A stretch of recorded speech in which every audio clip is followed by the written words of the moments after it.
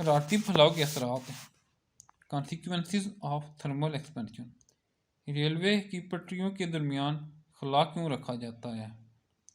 ठोस अशिया का फैलाव पुलों, रेलवे की पटरी और सड़कों को नुकसान पहुंचा सकता है, क्योंकि ये मुश्किल तौर पर टेम्परेचर की तब्दीली के जेर असर रहते हैं।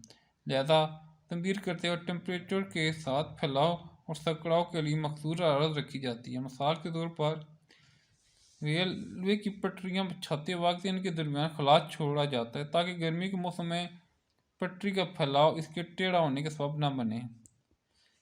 स्टील के क्षतिरों, स्टील गार्डर से बनाए गए पुलों में भी दिन के दौरान फैलते हैं और रात के दौरान सिकुड़ते हैं। अगर इनके सिरों को मजबूती से प्रवास कर दिया तो ये टेढ़े हो जाएंगे, इसलिए राती फैलाव के लिए इनके एक सिरे को फिक्स कर जबकि दूसरे सिरे को फैलाव के लिए छोड़े के खिलाफ में लगे रूलर्स पर रख दिया जाता है।